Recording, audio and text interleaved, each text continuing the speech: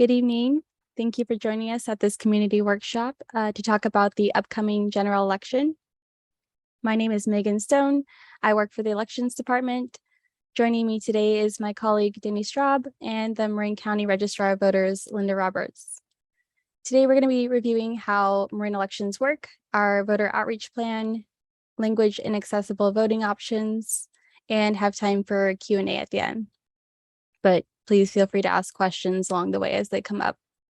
And as a reminder, language interpretation services will be available, and a recording of the same presentation will be available also on our website at marinvotes.org. And on that note, I'll pass it on to Linda. Thank you, Megan. And thank you to everyone who has joined us this evening. I'll be giving a brief overview of how voting has changed in Marin County with implementation of the Voters' Choice Act. Next slide, please. In 2016, the legislature passed Senate Bill 450, which authorized elections to be conducted by all vote by mail and allowed for the establishment of vote centers. In 2018, 5 counties implemented this new model: Madera, Napa, Nevada, Sacramento, and San Mateo. And there are now 27 counties that have implemented the Voters' Choice Act. Our first election using this new model was the June 2022 primary election. And the intent of the Voters' Choice Act is to give voters more flexibility. Next slide. So how does this model make voting more flexible? It does this in 3 ways: through vote by mail, vote centers, and drop boxes. A ballot packet is mailed to all registered voters starting 29 days before an election. And for voters needing or wanting in-person services, regional vote centers are open several days before the election, and Marin County voters may go to any vote center in the county. Several secure official ballot drop boxes will be opened throughout the county, starting 28 days before an election. Next slide. How do we determine the number of vote centers and drop box locations? The legislation outlines formulas used to determine the number of locations and when they will open. Some vote centers will open starting 10 days before the election, and all vote centers will be open starting 3 days before the election and on election day. So what services do vote centers provide? All vote centers will have an official ballot drop box for vote by mail ballots. Voters can register to vote and vote a provisional ballot that will be processed after their registration is verified. They can update their address or party preference and vote that day. They can receive a replacement vote by mail ballot, and voters can choose to vote using an accessible ballot marking device. Next slide. Starting 28 days before Election Day, several official ballot drop boxes will be open around the county. Voters may also drop their ballot at any vote center or send it back in the mail. The Secretary of State's office offers a free tracking service, so voters can know when their ballot is mailed, received, and processed. You can sign up for this free tracking service at where'smyballot.sos.ca.gov. Next slide. So how does this change impact Marin County? This slide shows the required minimum number of vote centers and drop boxes based on our current voter registration. For the upcoming November election, we will operate 20 vote centers. The Elections Department at the Civic Center in room 121 will offer vote center services starting October 10th. We will open 13 official ballot drop boxes around the county on October 11th. 3 additional vote centers will be open from October 29 through November 4th, and all 20 vote centers will be open from November 5th until 8 p.m. on Election Day. Next slide. How do we select locations for vote centers and drop boxes? There are several criteria we must consider, including low-income communities, language minority communities, areas with low vote by mail use, access to public transportation, and population centers. Next slide. So as a practical matter, when selecting locations, we also have to consider the size of the location, its availability, whether it will be available for the required 11 days or 4 days, accessibility, computer connectivity, and security. Next slide. For the November election, vote centers will be located in these areas.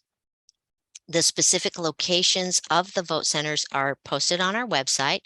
You can go to www.marinvotes.org and you'll be able to see the full list of vote center locations as well as Dropbox locations. Next slide.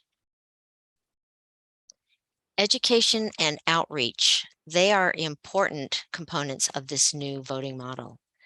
From our June election outreach efforts, we learned that we need to focus on information that voters want, simplify our postcards to get voters' attention, and we need to go where people are by attending events and giving presentations. So with that, I will turn this over to Megan and Danny, and they will talk about our outreach efforts for November. Megan? Oh, I guess, Danny, you're taking over now? Yeah, I think I'll Okay. jump in. Okay, great. Thanks. Thank you for the introduction, Linda, and thank you to all our participants here on the workshop. We're very glad to have a nice turnout here. We know that everybody's busy with their lives, and the level of engagement with the community is really something that keeps us going. And so having people here to learn about the election is really energizing for us, and it makes all our efforts feel worthwhile. So thank you to everyone that is here participating, and also thank you to the people behind the scenes helping this workshop happen seamlessly. So with that, the outreach, like Linda said, is a very big part of the VCA model for elections. Megan and I have had numerous efforts around outreach throughout the county, efforts that start here in the office, efforts that start out in the community. And a lot of it begins with our VOAC, that is our Voter Education and Outreach Advisory Committee. That was formalized last spring, so that last June, the primary election was the first election we held with the VOAC as a formal advisory committee. And it's important to engage the community so that, just in the sense that it takes a village to raise a child, sometimes it takes a community to put on an election. And our partners are outstanding, and they are a big reason why we get our message out into the community as well as we do. The VOAC is nearly 50 members at this point. We are still actively trying to expand the list. You can go onto our website and you can view the members of the VOAC right now, and you can make sure that if you are on there, make sure that you're listed. If you're not, please let us know. And we feel that the VOAC is a major help in all of our efforts. One of the ways we interact with our VOAC is through our outreach toolkit. We have messaging and graphics. We have public service announcement videos in all 4 of our required languages: English, Spanish, Vietnamese, and Chinese. And we have an election FAQ sheet that we think comes in very handy. So part of the strategy with our toolkit is to use pre-existing messages that we have already created, just update the information. We feel like we like a lot of our messages from June, and we didn't feel like we needed to reinvent the wheel on everything. But we did have a new approach on some of our outreach. And we'll definitely get into that as we move on. But the material from the toolkit is shared with the VOAC. That's one of the main ways that we interact with them. They are able to use our messaging and our graphics and put them on their social media. They hand out physical copies. They hang our banners and our posters. They make sure that people in their community and people that they deal with are aware of the election coming. And that is a vital step in the process for us. The PSAs that were filmed, they are available on our Facebook page. They're available to be shared on social media. We also have radio and public access TV that is included with those. And the FAQ sheet we think is very important. It exists so that all our partners can have a standard and well-informed, nonpartisan answer to a lot of the common questions that we feel voters most often ask. Because having a clear, standard, concise consistent answer to a lot of these questions is really important in our messaging. So we also are required to send 2 direct mailers to every active registered voter in the county. We also have our workshop, which thank you everyone for joining. So the direct mailers we took 2 different approaches essentially with our 2 different direct mailers. Chronologically, the first one that we sent, we purposely kept the message very short, very concise, going along with a lot of the feedback we got from our advisory committees. The main message was 3 words. So that was short enough. And the entire message on the front was 45 words. So we felt that we really kind of got right in there, getting the most important information without oversaturating the voter with a block of text. The second mailer was meant to contain some more information. So it's a little bit more verbiage, a little bit more language. But the important thing for the second direct mailer, also sort of going with the feedback that we got from last June, one of the main concerns was that people needed easier access to the information of where they were to go to vote. Where is the nearest vote center? Where is the nearest drop box? What are their options? So that information is supplied by the second direct mailer. It actually went to post office this Monday. Some people have already received it. If you're an active registered voter in Marin and you have not received it, you will soon.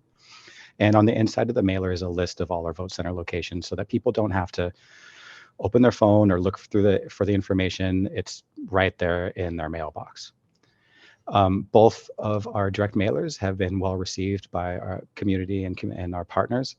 We really tried to take their feedback to heart about using concise language, kind of eliminating election jargon, speaking in language that voters will understand and appreciate. So the direct mailers we definitely feel was a major success. The digital community workshop, everyone, thank you for being here. Another piece of feedback that we heard repeatedly from last June was for our outreach efforts in the community to go where the people are already gathering.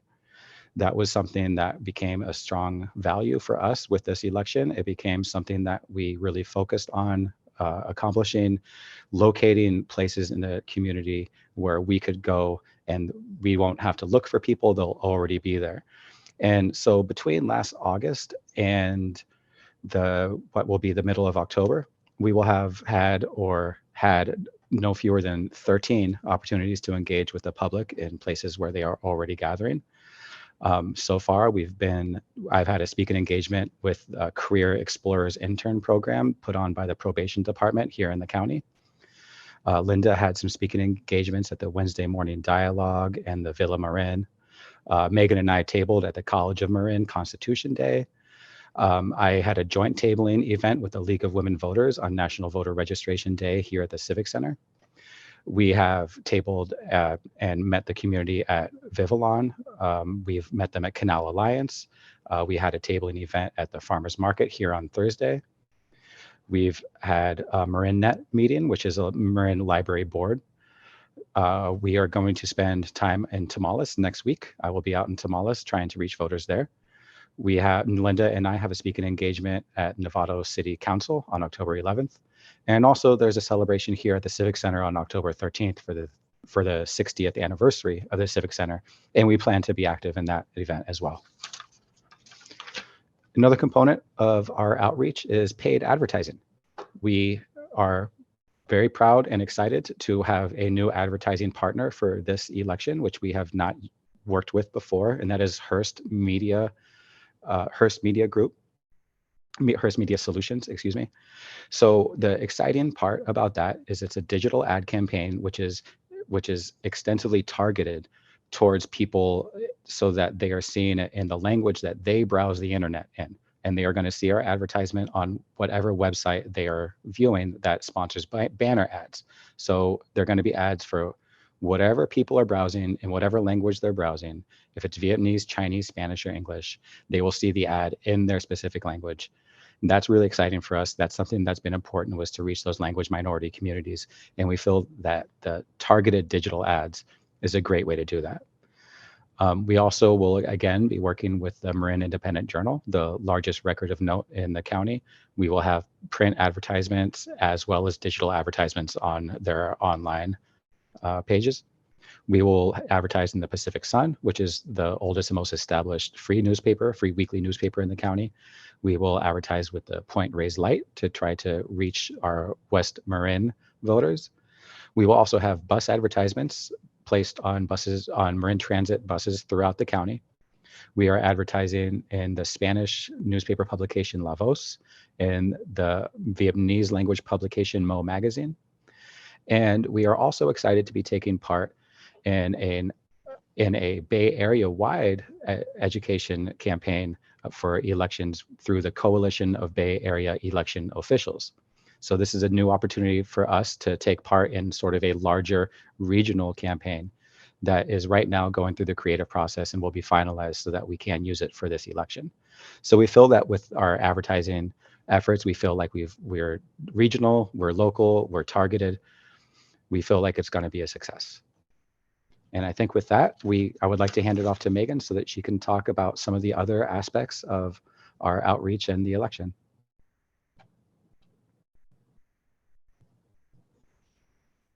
Hi there. Thanks, Danny. That was a great comprehensive review of our voter education and outreach plan. And before I go right into my segment, I do want to address the chat, the Q&A section that is. We did have a comment about a voter having difficulty accessing voting materials, accessible voting materials. To that person, I want to say I'm sorry that happened to you. I will answer I hope you can see this, your question with my direct email and phone number. And you are welcome to contact me directly, and we'll get that sorted out for this election. So if you have any questions, you can send them directly to me. I hope that's okay. And then we have another question. When you have a chance to address this, people who do not have internet access can call the registrar of voters office to sign up for ballot tracks. Isn't that right? Is your question that we can get you signed up for that? Is that what you mean? If that's the case, then yeah, we can work with you. Any voter should be able to have access to ballot tracks. So if you can't personally sign up for it, we can walk you through that process if you just give us a call. And with that, I think I'll jump right into my segment. Just give me one moment, please. If you wouldn't mind advancing the slide, that'd be great. Thanks. So I'm just going to talk a little bit about language and accessible voting options available to Marin County voters. So as Danny's mentioned, a large component of our voter outreach plan is talking about voter education.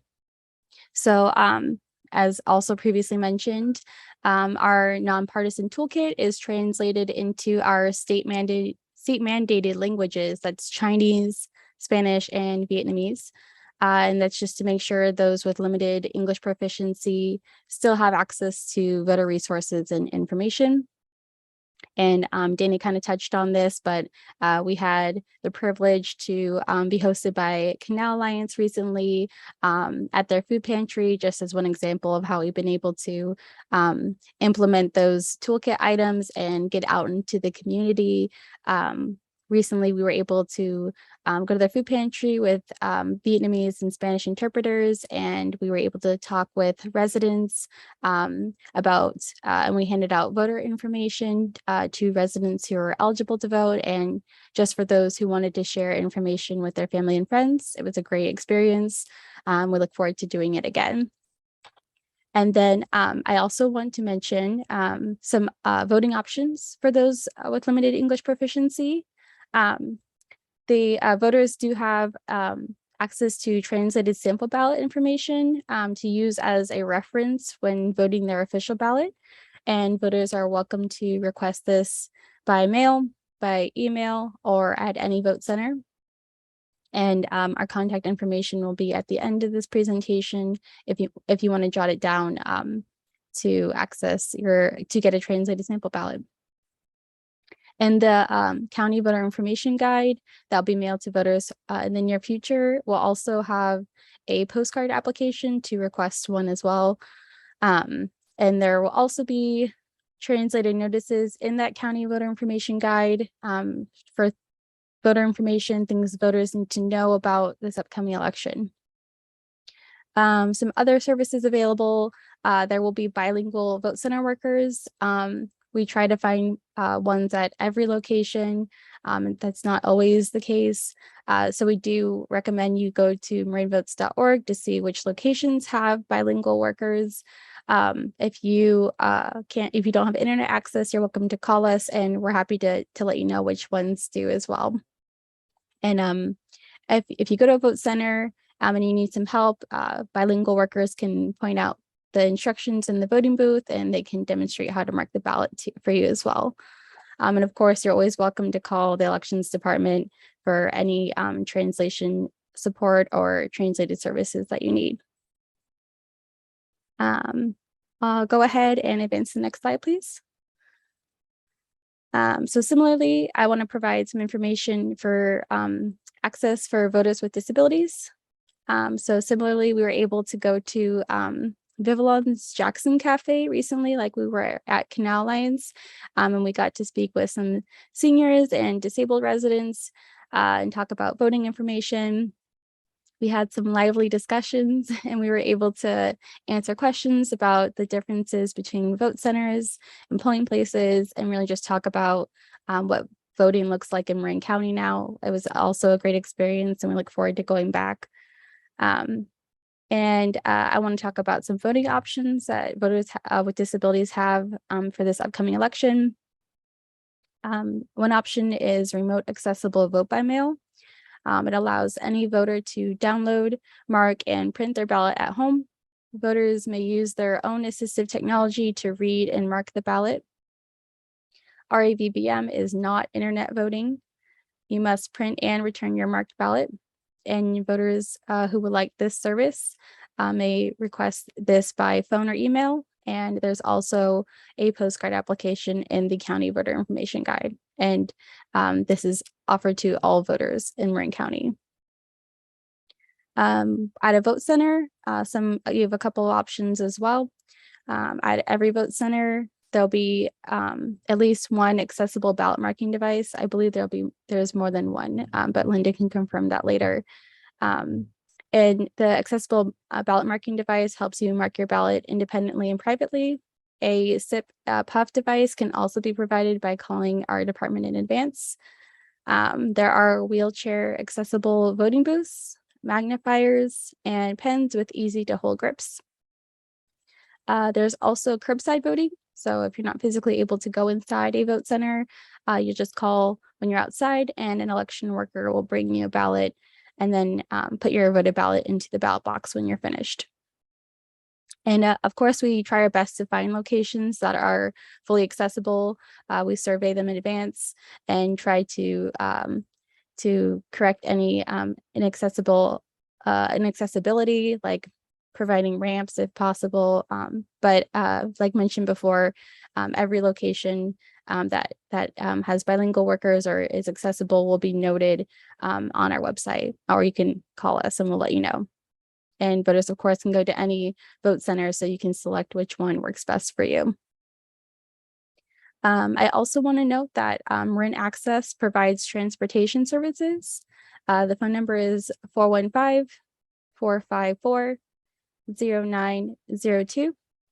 And they provide services for older adults, persons with disabilities, and low-income residents. You may need to register, so please call in advance to find out how they can help you. And lastly, there are alternative formats of some ballot materials, and sign language interpreters are available upon request. So we please do ask that if you would like access to this information or any services, that you call us as early as possible so we can provide that for you. Does anyone have any questions?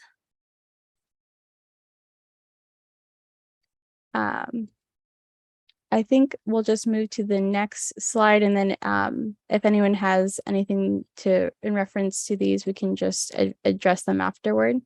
Lastly,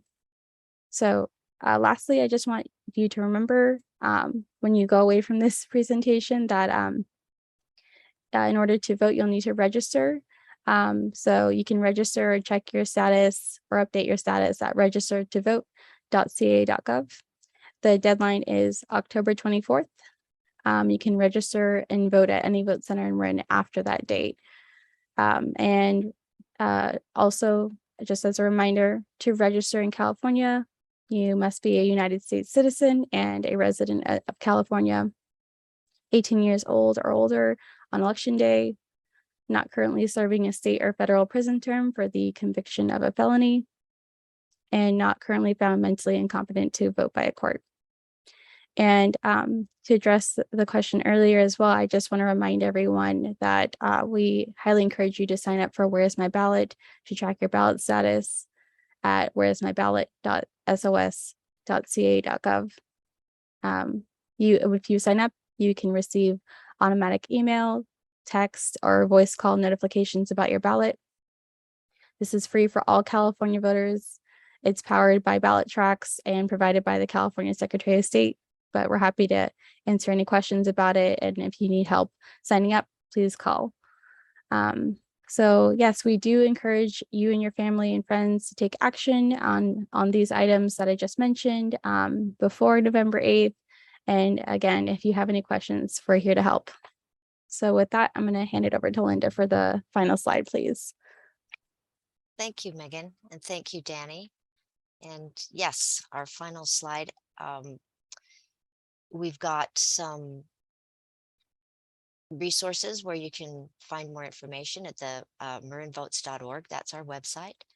And telephone numbers are listed, as well as an email where you can send questions or concerns. I know we've got in our Q&A box, we've got several concerns. Someone has some concerns that we can address. If you'd please send those to elections@marincounty.org. We can work with you directly on your concerns. And we have someone who's asking where they can find this video recording for people who could not attend. And Megan, I think you can probably answer that question. Yeah, thanks for asking. It will be on our website.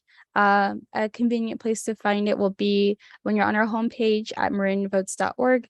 It'll be like in a big red box, the November election. You click on that and you'll see a tab for voter outreach and education, and all of our information about voter outreach and education will be listed there, including the link to this recording. And yeah, that's where you'll be able to find it. Thank you. So we are open now. We've got about a half hour left in our session. And as you may be thinking of some questions, we can review some dates, get those solidly on your calendar. And I think Megan mentioned the number of accessible ballot marking devices at each location, each vote center, and that number is 3. So I wanted to follow up and answer that question. So let me just give you some reminders about dates. Our ballots will be mailed to all active registered voters starting on October 10th. Our drop boxes, early drop boxes, will be open starting on October 11th. And as I mentioned previously, all vote centers will have a ballot drop box as well. And services in the elections department for voters will start on October 10th. We'll open 3 additional vote centers on Saturday, October 29th. And then all the vote centers will be open on Saturday, November 5th through Election Day until 8 p.m. So Megan or Danny, do you have anything you would like to add? I was maybe wondering if we could talk briefly about some changes to the what the ballot might look like for this election as compared to June, as far as how many ballot cards and what that might look like. If you could maybe just give an overview, and maybe that might spark some questions in the Q&A. Oh, thank you for that. Yes. So if you'll recall, in June, we had a 2-card ballot. And for this November, we are able to go back to just a 1-card ballot. June had a lot more candidates, and so we had to have double cards. So this time it'll look very similar to what you're used to. 1 card front and back. Don't forget to turn that over and vote.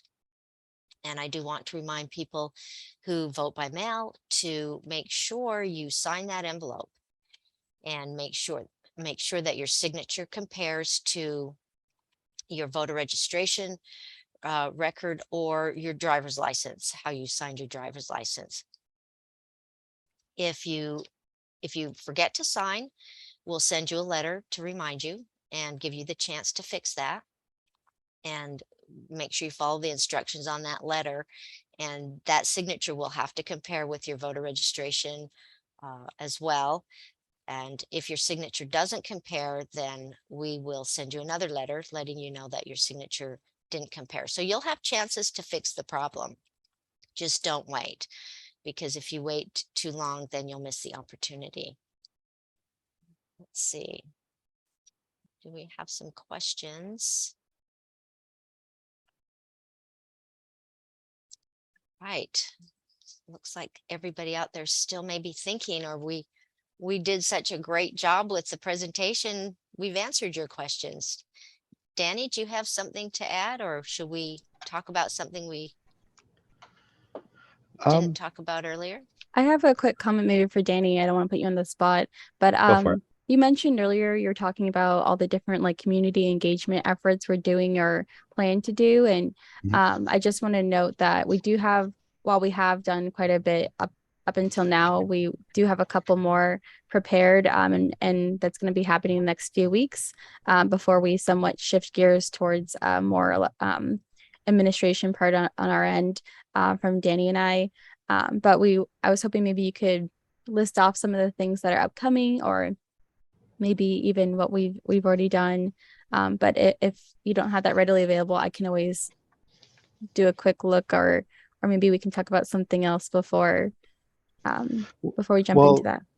I know that my time to get our physical material, our printed outreach material throughout the county is coming. So anybody that has a role in a community-based organization, you may be seeing me come knocking, or you may be getting an email, or you may be getting a phone call for me trying to find places to hang posters and banners and put some of our lobby material. So that is another part of our outreach, is just making sure that our information just gets spread throughout the county. We try to go places where there's going to be high traffic, high visibility. We want our lobby material in as many places as we can. They come in the form of fact sheets and newsletters, which are sort of like infographic form. And we also have our rack cards, which are also can be used as a door hanger. They're more sort of for concise information, important dates, just kind of letting people know exactly what they need so that they can vote. So the banners, posters, the lobby material, all that will be coming. I hope that each of you sees it somewhere in the county. If that happens, then I will definitely feel like I did a good job getting our material out into the world at large so that people can see it in their daily lives. As far as speaking engagements, Megan, I know that we're both excited for the 60th anniversary here at the Civic Center. There's probably going to be a good amount of foot traffic here. So we really want to kind of take advantage of that pre-existing event and sort of wedge our way into it so that we can be there when there's heavy foot traffic at the Civic Center. Yeah, and that's on October 13th, right? Yes, October 13th. Yes, thank you for the plug. I'm also excited for the speaking engagement at the Novato City Council. That'll be exciting. We're going to be on the agenda, so we will be an official piece of business that day for the City Council meeting. Anytime that we can sort of be officially recognized as meeting with the public, that is always great. And then also, I'm looking forward to going out to Tamales next week. Some of the feedback we got last June was that our West County residents are sometimes geographically isolated and tamales probably more than most. One of the things I learned is that people in tamales tend to go to Petaluma when they have business to do. There's not much public transportation options for them to get to city centers in Marin. So I'll be going out there next Thursday to just try to meet and greet with some people, try to make them feel involved in the process, because some of the feedback I got was that they did not feel involved. So excited to go out there as well. Any chance to get into West Marin is always great. Last June, Megan and I both took uh, about a half day to just kind of explore West Marin, looking for opportunities to put our physical material and try to create outreach opportunities in the future. So we think that it's important to include West Marin in those kind of ways. And I think other than that, there is the ongoing interactions with some of our partners, like the League of Women Voters. I expect to be working with them again in the near future. Canal Alliance, Vivalon, Community Action Marin, Performing Stars in Marin City.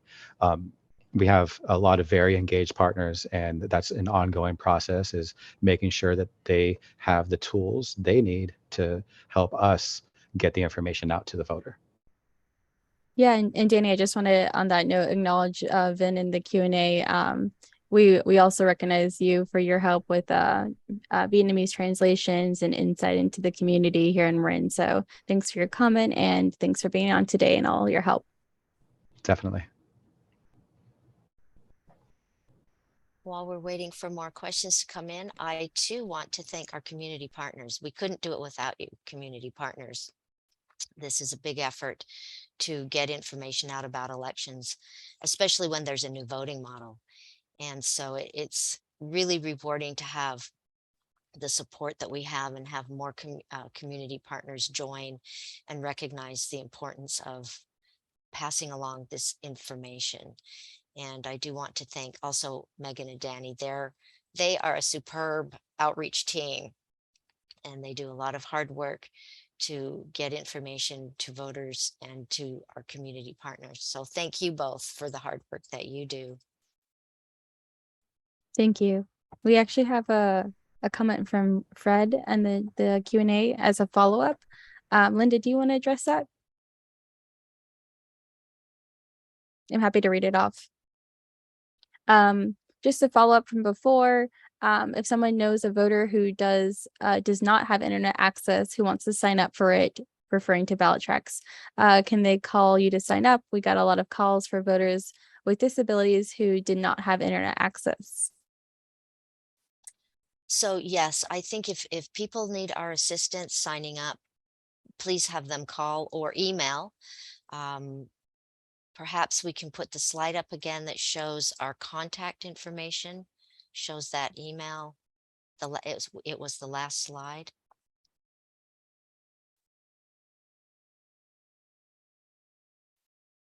While we're waiting for that, I can tell you it's elections@marincounty.org.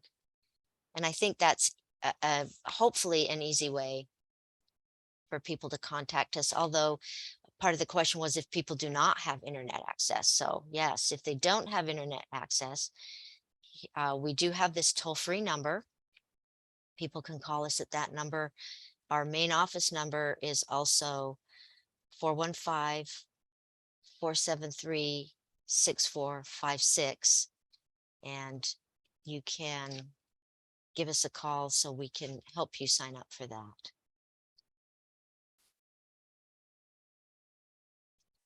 Let's see, other questions? While we're waiting for more questions to come in, I want to touch a little bit about June being the first time that we used this new model. New can be a challenge sometimes, especially when voters are used to a certain way of doing things and they have voted in a certain way for a long time. But we think that June was successful for our first time and it went smoothly. And I found that when voters would call with questions about what happened to my polling place, and we explained the new model to them, that they were excited when they learned that they could go to any location. that happened several times as I was taking phone calls, and they were glad to know that. I think that's the reason behind this model, is to give people that opportunity if they're out and about.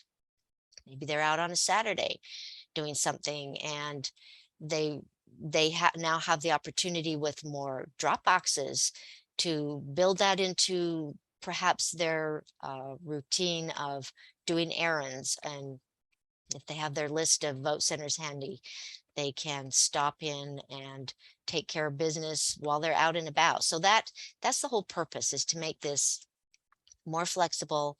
People can go to any location, unlike polling places where a person was assigned to a specific location. And so we found that once people learned that they were more open to this change and to this new model. So we're really hoping that with our new outreach efforts really directed at making the message simpler and more meaningful to voters, that they'll find that for them November goes a lot smoother. The locations will be published in our voter information guide right in the very front.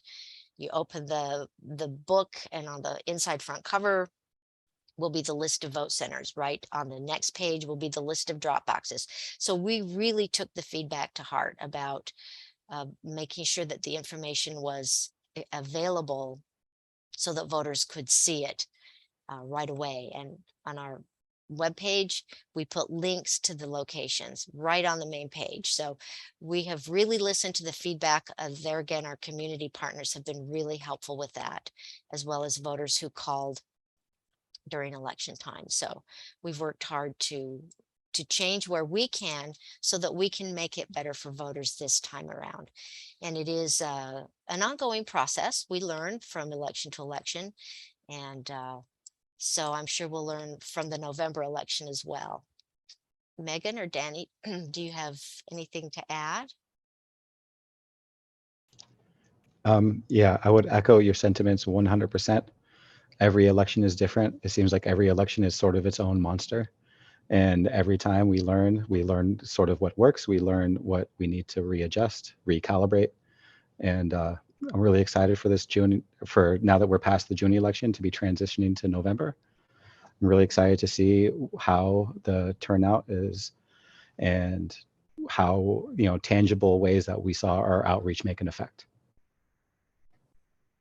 Yes, absolutely. Echo everything you both just said, and really want to reiterate that the feedback we've received from our community partners, those part of the voter education and outreach advisory committee, has been instrumental. It's sometimes we get too bogged down in the administration standpoint, where we use election jargon and things don't always translate into language that the community can understand, and you all help us do that and relate to voters in a more understandable way. So thank you. And I think we do have a couple more questions in the Q&A. We do. I was just reading the first question for future. Can you put the information in the voter information guide about ballot tracks for people? It says with internet, but I believe perhaps the intention was without internet, based on previous questions. So if I'm understanding the question correctly, it sounds like not only should we give a website where people can go, but to let people know that if they need assistance signing up for ballot tracks, that they can contact us directly so that we can help them. So if I hope I interpreted that question correctly. If not, post it again and we'll make sure we get it right. And then we had another question. If a voter returns their mail-in ballot earlier, then will their ballot be counted earlier? And the answer is yes. When we get ballots, I would say 4 days, 3 or 4 days before an election, we can generally get them processed so that they can be counted and be in the election night results, along with the ballots, the live ballots that come back from the vote centers.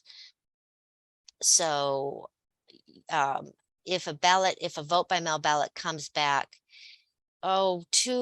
two days before the election or closer, it takes us a couple days to get those ballots processed. So those results of ballots that come in really close to the election could most likely be in the next update later in the week or the following week. So if you want your ballot to be in the first election night results, then yes, please get it back to us. I would say 5 days before the election if possible. That would be helpful. Lynn, do you mind if I just add on something to that as Oh, well? please. Yeah. Which, yeah, I completely agree. Everything you said is accurate. And if you're planning on mailing your ballot, we do recommend you do it as early as you can. The ballots need to be postmarked on or before election day. So if you drop your ballot off at a post office on election day, it just depends on their mail cycle as far as when they postmark their mail. So we would recommend just doing it as early as possible. That way there's no question of the postmark and we can count your ballot. So I just want to put that out there as well. If you would prefer to drop it off at any vote center or ballot drop box, we do have those locations in your county voter information guide or online as well. Thank you, Megan. And speaking of voter information guide, those should be in the mail next week. So voters can start to watch for that voter guide, and then the ballots will come out the following week. So you should have everything you need to get prepared to vote your ballot and get it returned timely. I want to really reiterate the fact that if you mail it, please make sure you mail it early enough so that it is postmarked on time. It has to be postmarked on or before election day. And be really aware, if you're waiting to put it in the mail, whatever mailbox you use, make sure you know the collection time. Because if you put it in the mailbox after that day, after the election day, on election day, if you put it in a mailbox and it's after the collection time, then the ballot will most likely be postmarked late and we won't be able to count it. So these are just some things as voters that you can do to help us make sure that we can count your ballots. One thing that is also helpful is to date the envelope, because if for some reason the ballot doesn't get a postmark and it's dated timely, then we can process that. So please remember just those real basic things: sign the envelope, date the envelope, and make sure it gets back to us on time. Any other words of wisdom from Megan or Danny? Vote early. You get the ballots will be mailed out October 10th. Once you get the ballot, there's no need to wait. Go ahead and send it in. We'll get your vote counted as they come in chronological order. Yeah, that's so true. And Danny actually operates our ballot sorting machine. And maybe you could just briefly talk about what that is and what that looks like. So you vote your vote by mail ballot, you drop it off or return it by mail. How does it get to us? What happens then? Do you mind talking about that, Danny? No, I don't mind at all. Yeah, so our ballot sorting machine is an impressive piece of electronics engineering, and just it's got bells and whistles and bright lights. Whenever news crews come to the Marin County Elections Department, they tend to want to get the ballot sorter on film. The ballot sorter has been affectionately named Betsy Ross. It can be at times a little challenging, but for the most part, it works like a charm. We run ballots through it at least twice, most often 3 times. The first time, ballots are checked for signatures. They're entered into the system. So a large part are challenged and are looked at then by human eyes to make sure the signature compares. They're brought back down to the sorter at that point. They're sorted more finely and then ran through one more time to sort them down to precinct level, open the envelope automatically so that they're ready for our extraction and inspection team to prepare the ballots for tabulation. Overall, it is a nearly nonstop process. We will be at the sorter machine most of the day for a solid month or so. And at the end of that, there tends to be a lot of whooping and hollering and happy sounds because we've gotten through the literally hundreds of trays of ballots that we receive from the post office. So the sorter can be tiring, but it can also be exciting. It is sort of the starting point of a lot of the processes in the department. A lot of our processes for the vote by mail ballots can't really start until the ballot is ran through the sorter. So the sorter is sort of, it's kind of the heart pump that keeps the machine, keeps the body moving. It's sort of the start of the entire process. And it's to be honest, it's a privilege to be able to operate such a nice and important and impressive piece of machinery. And you do a great job Well, thank you. keeping the flow of ballots. So if we have about 10 minutes, we'll continue to wait for some last minute questions here. But in the meantime, I'll talk a little bit about signature verification, because that is a question that people have. How do we verify signatures? And so, as Danny pointed out, in the sorter, there's a an electronic a scan that the sorter can compare against the voter's registration. And if it doesn't compare closely enough, it'll kick it out. And then we have people who look at the envelope signature against the voter's signature on file to see if it matches closely enough. If it still doesn't compare, then it's kicked up to the next level, which more staff members will actually look at the physical envelope against the signature on file. And so we have really a multi-level process of checking signatures. I would say 3 or 4 different times before we decide this is just not comparing closely enough. So we'll contact the voter and say, hey, you really need to fix this problem. So it really serves all of us, and you, the voter, as well. We can process your ballot faster if your signature compares. And if it's been a while since you've registered, you may want to come in and check to see the signature that we have on file for you, because perhaps it's changed. It may have changed over time. When we do send out our letter letting you know that you need to fix your signature, and we suggest that whatever way you sign, you may have multiple ways that you sign things, that you give us all of the different options of how you sign so we can compare it to your record. So I really urge you, if you haven't registered in a while, your signature on file might be kind of old. So it's worth, if you're in the neighborhood, stop in so that we can show you what your signature looks like. And or if it's easy enough, re-register, refresh your signature. If you register with the DMV through the DMV process, they use the signature on your driver's license. So that would be an easy way to remind yourself how you signed, how you sign your driver's license is how you should sign your vote by mail ballot envelope. Do we have any more questions? It doesn't look like it. I have a quick comment, I guess, kind of in reference to what you're both just talking about as far as the election process and what happens with your ballot once it gets to us. And I was thinking that I wanted to remind everyone that we are an open office. So if you'd like to come down and watch us do some of the work here, or want to learn more about the process, or have questions, you're welcome to come in and observe what we do here. We're open during business hours if you want to come by Monday through Friday, 8 to 4:30, and we can talk about our process here. Linda, do you want to talk more about that? Thank you, Megan. Yes, the observers are welcome to watch what we do, to watch us process ballots, to watch us run the sorter, to watch us take ballots out of envelopes. And so that is open to whoever wants to come in and watch. You don't need an appointment. You can just come in.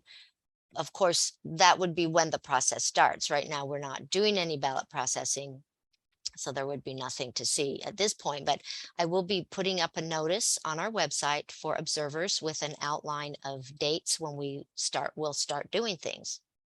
And once that process starts, then you're more than welcome to call us on a given day or a day in advance to say, hey, what are you working on tomorrow? Or what are you working on today? Because as Danny pointed out, the ballots just kind of, they flow through the process. And so we may be at a point where we don't have signatures to check, or we don't have ballots ready yet to be taken out of envelopes. So the process flows, and whatever we're working on in a particular day, people are more than welcome to observe.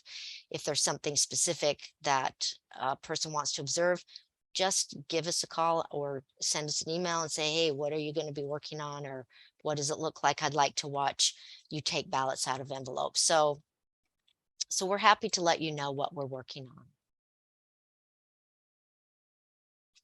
So I'm not seeing any more questions, and we still have about 5 more minutes.